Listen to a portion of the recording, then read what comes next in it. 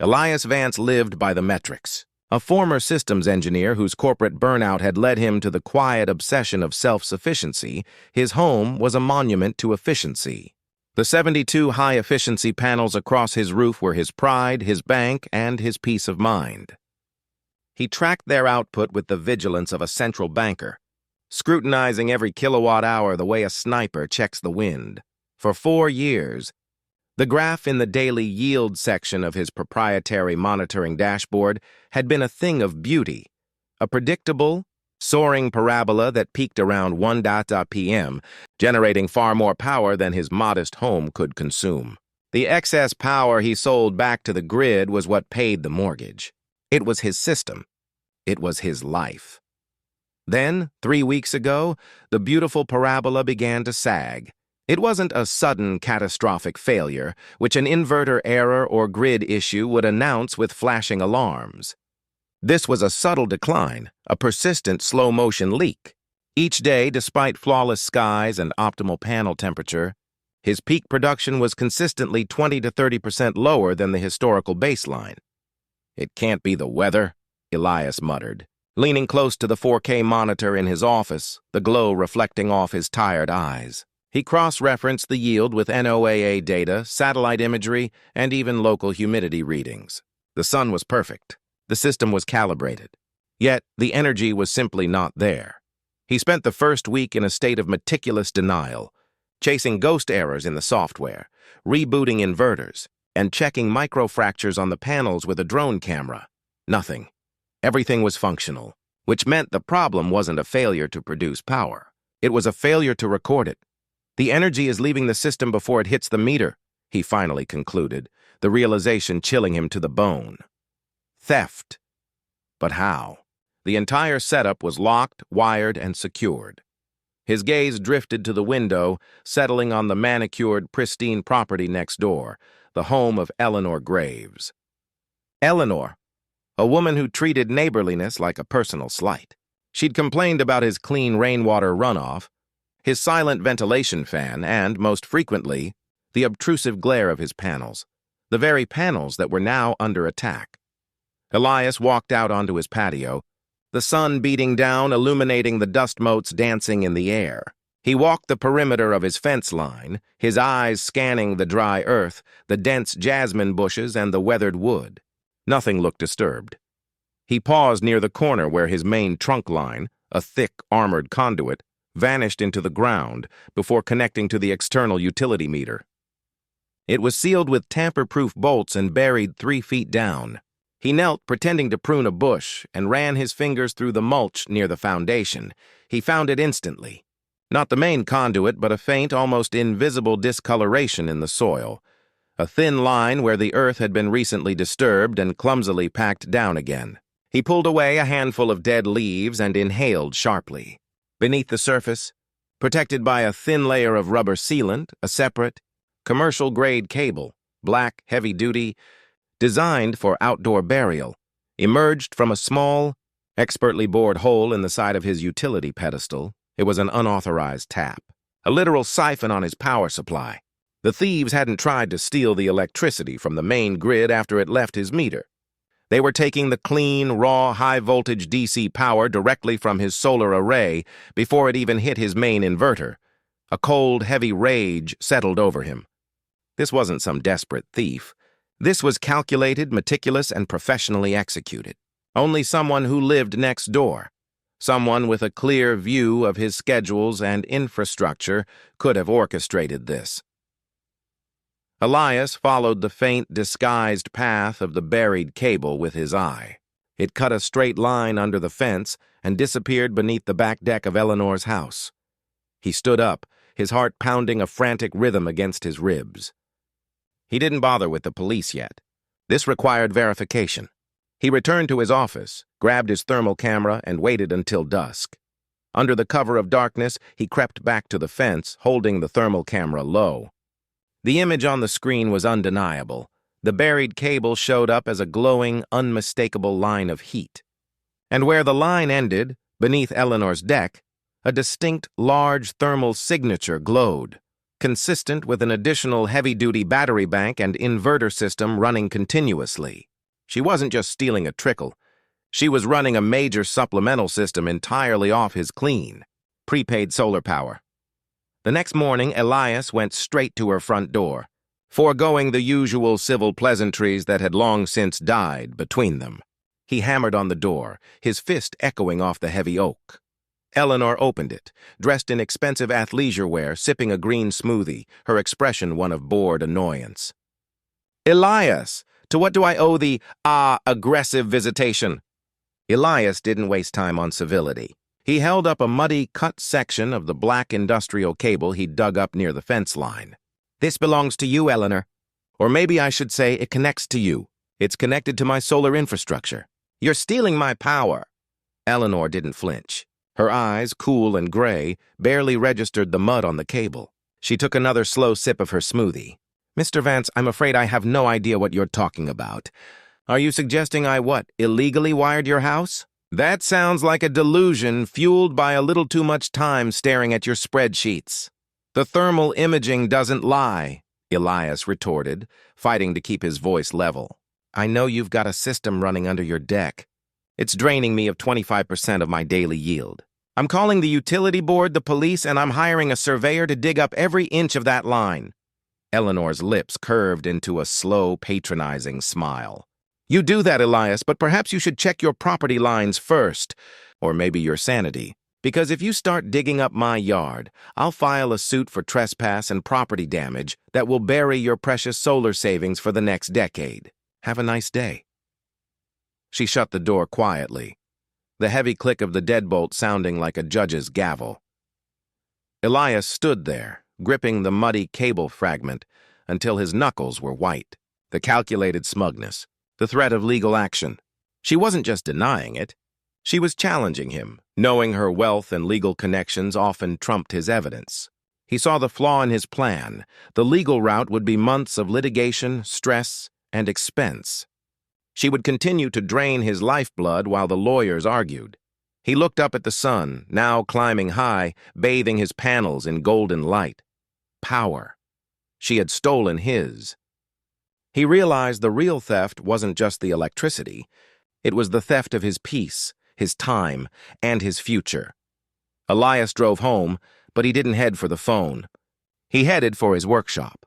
If she wanted to play a game of clandestine warfare, he wouldn't engage in a drawn-out battle in the shadows. He was a systems engineer. He specialized in control and execution. She wanted his power? Fine. He would give her one last, unforgettable dose of it. He opened his toolbox, pulling out a custom-built, programmable circuit board the size of a deck of cards. He looked at the blueprint of his system, noting the newly identified illegal connection point. The plan crystallized. She had tapped his energy line, but she had not tapped his control system. In a few days, he would access her line at the point of theft and introduce a meticulously engineered piece of hardware. He would use her stolen energy against her. He would not call the cops. He would not call a lawyer. He was going to expose the thief in a way that couldn't be denied, documented, or litigated away by making her pay her debt in front of the one audience she cared about. He began to write code, the rhythmic tapping of the keyboard, the only sound in the quiet house, programming the device to wait, to monitor, to calculate. End beat. He finished the final line of code, the internal timer set for exactly 1 p.m. on Friday, the absolute peak of the solar production day. He soldered the final wire, held the small cold circuit board in his palm, and whispered to the vacant house, "Friday, Eleanor. Broad daylight."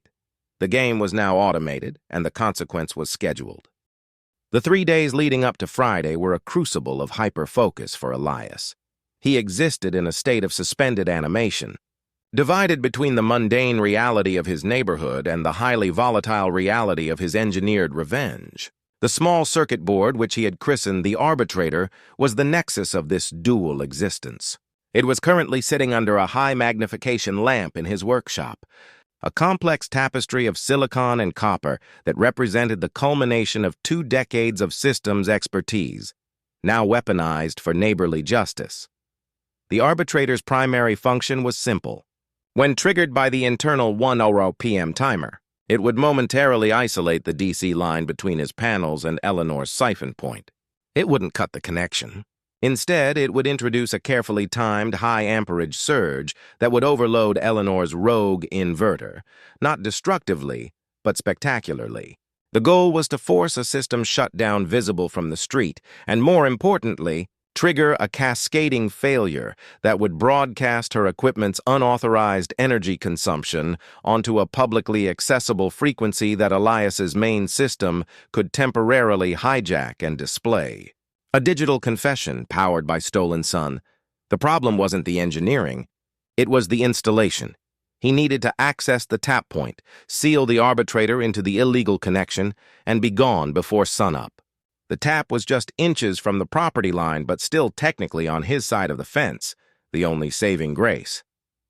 Thursday night was a blur of final checks. Elias loaded the device along with specialized heat shrink connectors, a miniature fiber optic splicer, and a custom-milled protective housing into a nondescript utility bucket. He checked the weather forecast one last time. Perfectly clear. Peak sun expected at 1:08 p.m. At 3:45 a.m. Friday morning, Elias moved. The neighborhood was silent, blanketed in a heavy pre-dawn chill. The only sound was the distant hum of the city and the frantic, heavy beat of his own heart. He wore dark, non-reflective clothes and rubber-soled boots. He looked less like a disgruntled engineer and more like a cat burglar specializing in high-voltage electronics. He carried a small, battery-powered spade and his utility bucket, moving low toward the corner of the fence line. The area he had previously excavated was easy to reopen. The earth was soft and yielding.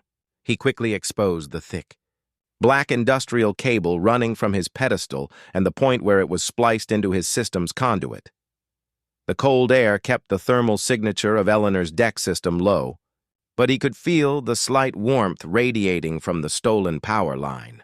A faint, continuous pulse of energy that had been bleeding his income for weeks. "Time to stop the bleeding," he muttered. Pulling out specialized safety gloves, the work was painstaking and dangerous. He had to temporarily isolate the power coming from the panels using a bypass switch he'd installed months ago for maintenance, creating a brief window of safety. But the line was still charged, and any mistake here would result in a blinding flash and severe burns. He cut the illegal cable first. The thick wire snapped with a tense metallic sound that seemed deafening in the silence. The current was instantly severed. For the first time in weeks, his main monitoring console, back in his house, would register a momentary spike toward its expected baseline, a tiny silent cheer of relief. Now he had to integrate the arbitrator. He used the fiber splicer to ensure a clean, perfect connection into the newly cut ends of Eleanor's tap line. The device housing was barely larger than a golf ball, armored with high-density polymer, and designed to look like a standard cable coupler if anyone ever found it. He worked quickly, his breath misting in the cold air, his movements precise and learned through years of obsessive practice. Sweat beaded on his brow despite the temperature. His focus was absolute. Every click, every twist of the waterproof sealant, every tightening of the compression fittings had to be perfect. If the connection failed, the arbitrator wouldn't just fail to trigger. It could short out his entire solar system, putting him back at square one and likely leaving definitive evidence of tampering. Finally, the connection was secure. He slid the protective polymer housing over the splice point, sealing it with a specialized epoxy. The arbitrator was now a permanent hidden component of Eleanor's illegal power conduit. He used a tiny specialized tool to toggle the device from sleep mode to armed mode. The device pulsed once, a barely perceptible, emerald green flash, confirming it had powered up using the very current it was about to weaponize. Elias quickly repacked the earth, meticulously restoring the mulch and dead leaves, removing every trace of his intrusion. He worked his way back to his house, heart still hammering, but now with a strange sense of energized calm. He reached his office just as the first slivers of pink and orange were staining the eastern horizon. It was 4:30 a.m. He was successful. The arbitrator was planted. He sat down at his 4K monitor. The daily yield graph was now slightly higher than it had been for weeks, but the difference was negligible. Eleanor's system was running quietly in the background again. Only now, it was drawing current through Elias's control system. She was entirely oblivious. He opened a secondary command line interface, monitoring the subtle digital signature of the arbitrator. Status: armed, target, Eleanor Graves DC line, schedule. F3 13 PST payload, surge broadcast. Elias leaned back in his chair, exhausted but strangely exhilarated. He had 5 hours to wait. 5 hours for the sun to climb, for Eleanor to wake up, for the neighborhood to fill with the usual Friday traffic. At 9:00 a.m., he saw Eleanor exit her front door, dressed impeccably for a tennis game. She paused, checked her phone, and then slowly she looked directly at Elias's house. She didn't glare. She didn't frown. Instead, she offered a slow, deliberate, contemptuous smirk, a gesture of pure, unchallenged victory. She clearly believed her brazen legal threat had cowed him. She believed he had backed down.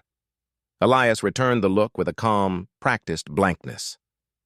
"Enjoy the morning, Eleanor," he thought, because the forecast calls for a localized, highly specific power outage at 1 p.m. He watched her drive away, confident, powerful, and utterly secure in her theft. As the clock ticked past noon, Elias felt the tension knotting his stomach. 12:55 p.m. His eyes were glued to the console.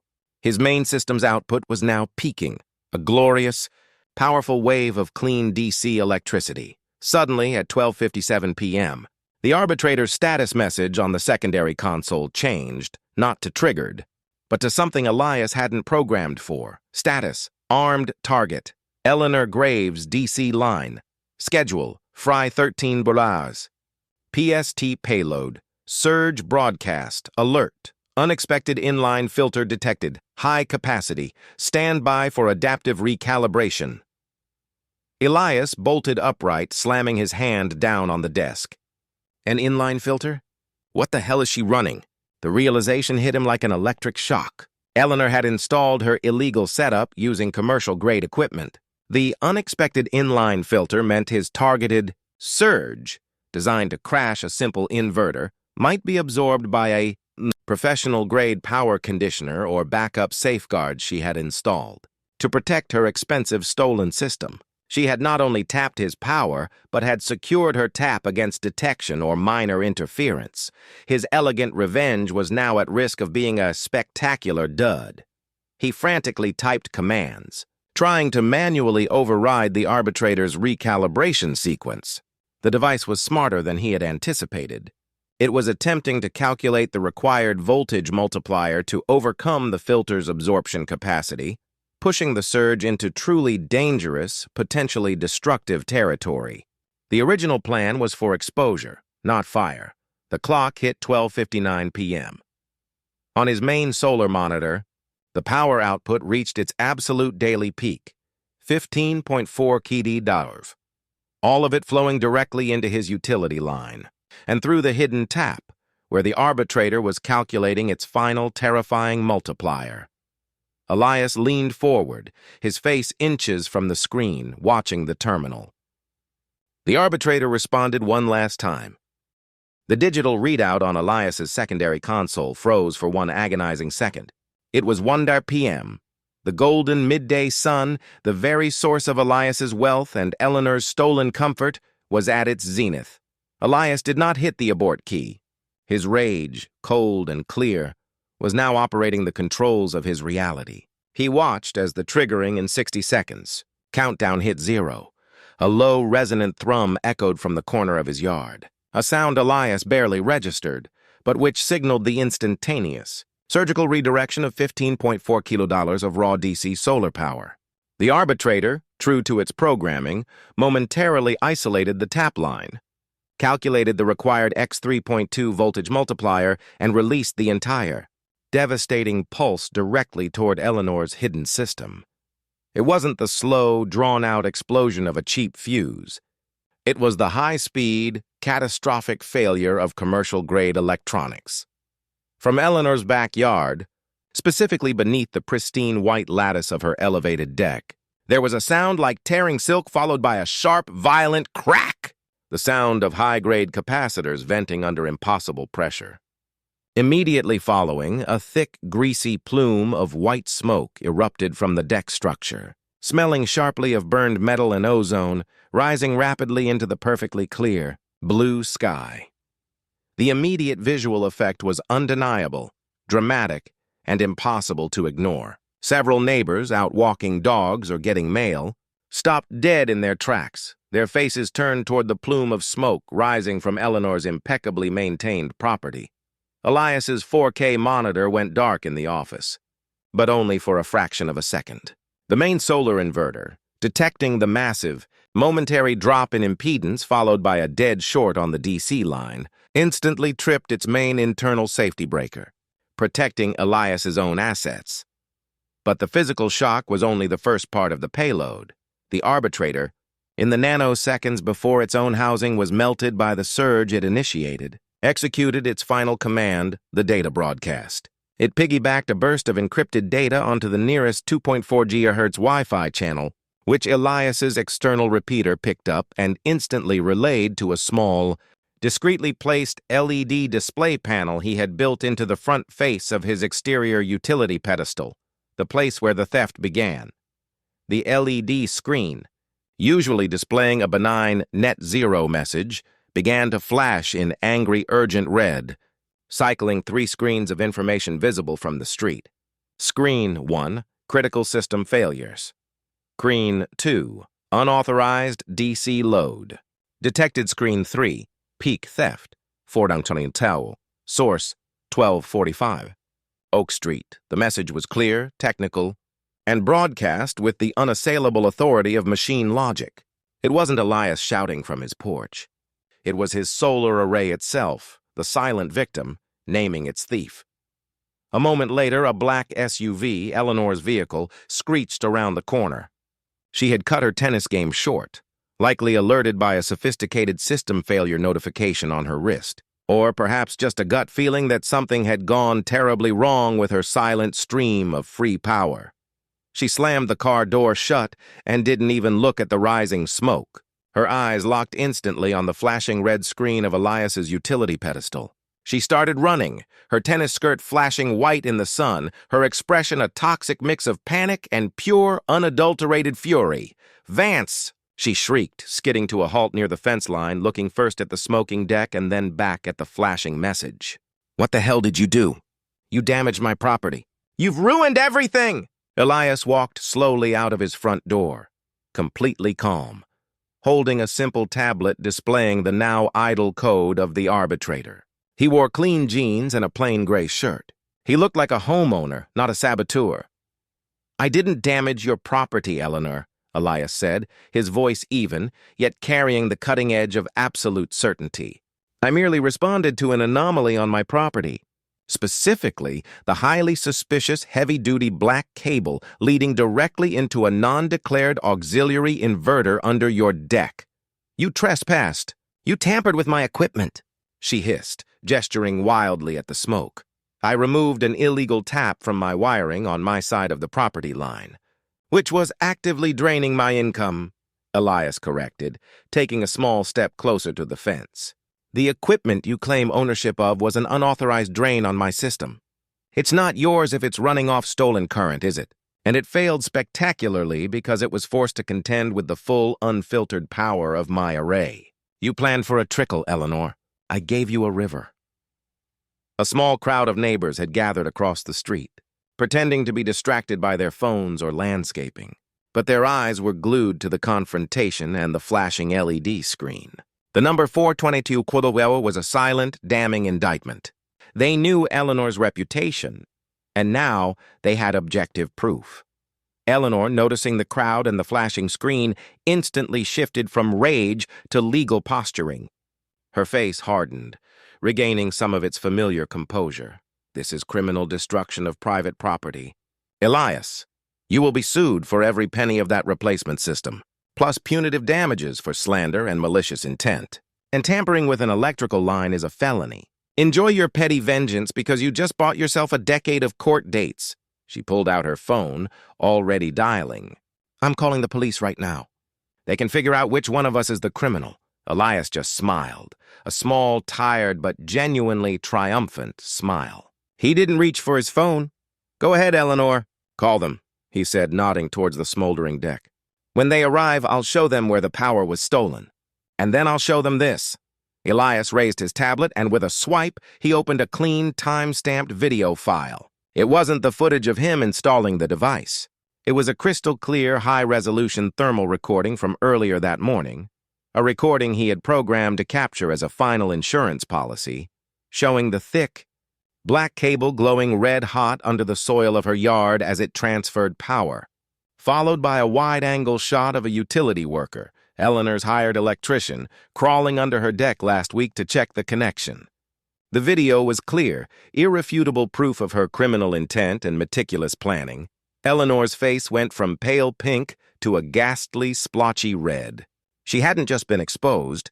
She was now on video, having actively maintained the theft.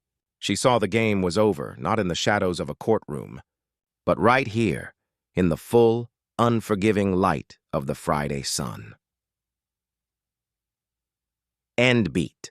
The siren of an approaching police car wailed faintly in the distance, responding to Eleanor's panicked call. But the crowd was not looking at the road. They were looking at the 492 kWs flashing on Elias's display and then at the smoke rising from Eleanor's deck. Eleanor, the picture of social perfection, had just been publicly stripped bare. Elias lowered his tablet, watching her calculated facade crumble. The karma was immediate, visible, and powered entirely by the energy she had tried to steal. That marks the peak action and the initial victory for Elias. He achieved his goal of public exposure, though he now faces the consequences of the aggressive surge. Are you ready to continue with Part 4, the aftermath and investigation? This part will delve into the legal and investigative fallout of the surge.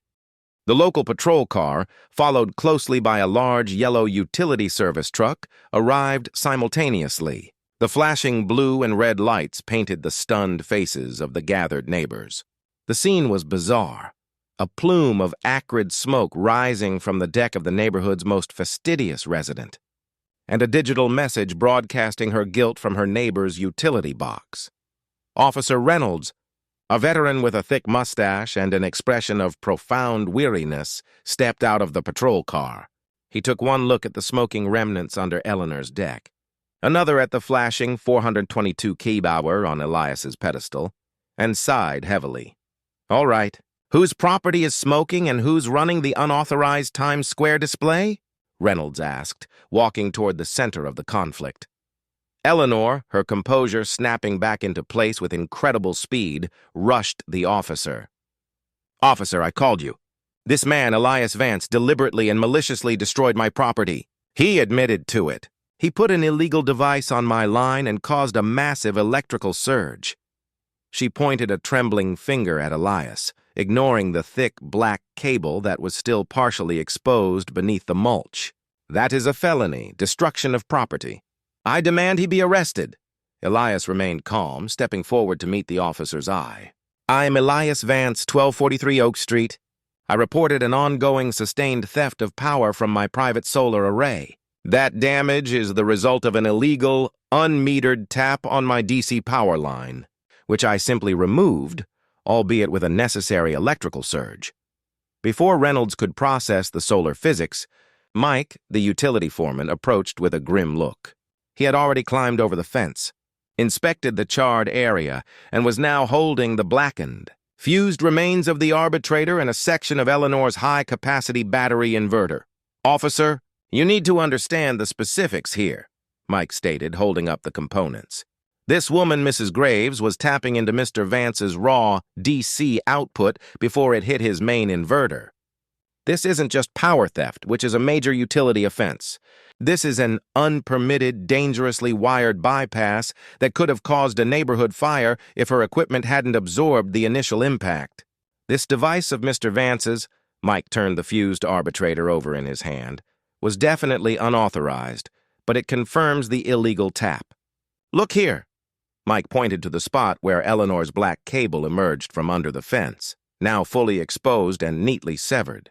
We are looking at energy theft via an unauthorized DC siphon. This is textbook fraud. Eleanor, seeing her technical defense dissolving, went on the offensive. It doesn't matter what I was doing. He admitted he engineered a surge. He used a multiplier, that's what he told me. That is premeditated electrical violence. Officer Reynolds rubbed his temples. He was dealing with a property line dispute, a felony theft, and an act of technological vigilantism all at once. Mr. Vance, is that true? Did you intentionally send a surge to disable her equipment? Elias knew the careful legal phrasing he'd planned was useless now. The smoke and the 422 keyword display were the truth. I isolated an illegal intrusion on my power source, he reiterated, holding up his tablet. And I have video evidence that proves not only the existence of the tap, but the fact that Mrs. Graves hired an electrician to maintain it last week. He played the high-resolution thermal video on the tablet. The sight of the red-hot cable running under the soil and the clear footage of Eleanor's hired hand meticulously sealing the connection was the nail in her coffin for the theft claim. The neighbors across the street, craning their necks, murmured in confirmation. The evidence was overwhelming. Eleanor was undeniably the thief. Her theft was professional, calculated, and sustained, but Elias had crossed a different line. After a lengthy consultation between Officer Reynolds and Mike, the utility foreman, the legal position became agonizingly clear. Mrs. Graves, based on the physical evidence and the technical assessment by the utility, we are officially opening an investigation into the sustained felony theft of electricity, Officer Reynolds stated formally. We will be seizing the remains of the equipment under your deck, and the utility is issuing an immediate cease and desist and a formal disconnection of all non-metered service to your property. Eleanor paled, but before the relief could even register on Elias's face, Reynolds turned back to him. Mr. Vance, your evidence of theft is compelling, and you were operating on your property line. However, the destruction of Mrs. Graves's equipment, regardless of its legality, was a deliberate, premeditated act of property damage, utilizing an unauthorized electrical surge. This is considered an act of vigilantism and potentially reckless endangerment by intentionally destabilizing an electrical system, even if it was illegal on her end. You escalated the situation outside the law. Eleanor, regaining her wicked smirk, nodded sharply. Exactly. Reckless endangerment, Reynolds continued, his voice heavy with distaste. Mrs. Graves has filed a police report documenting felony property destruction, citing your clear admission of using a multiplier. We cannot ignore that you deployed a device designed to fail and cause damage. Therefore, we are issuing you a formal summons to appear for preliminary questioning on the charge of criminal mischief and reckless endangerment. The victory Elias had tasted moments ago turned to ash in his mouth. He had won the war on the technical front and proven the theft, but his righteous fury had left him legally exposed. He had done the police's job, and now he was being punished for it. Eleanor stepped close to the fence, her gray eyes burning with vicious satisfaction, even as her property was being forensically dismantled by the utility crew. You should have just sued me, Elias. You would have only lost money. Now you might lose your freedom. That little 422 kWh sign you put up? It's going to be a key piece of evidence against you. Thank you for broadcasting your malicious intent. She pulled her tennis visor lower, the picture of a woman who had just had a setback but was far from defeated. She had traded one major crime, theft, for a tactical legal countermove, destruction of property. Elias watched Reynolds serve him the official paper, the thin parchment feeling like a stone in his hand. The utility foreman, Mike, gave Elias a sympathetic, though chastening, look, a look that said you were right, but you were stupid. And beat. As Eleanor was escorted away to give her statement, she paused, looked back, and offered Elias a slow, almost gentle wave. Elias was now alone in his yard, the hero who had exposed a thief, now holding a summons for his own arrest.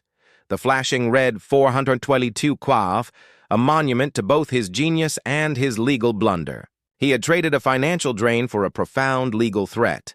The karma he delivered had rebounded, and the consequences of his broad daylight act were now his to bear.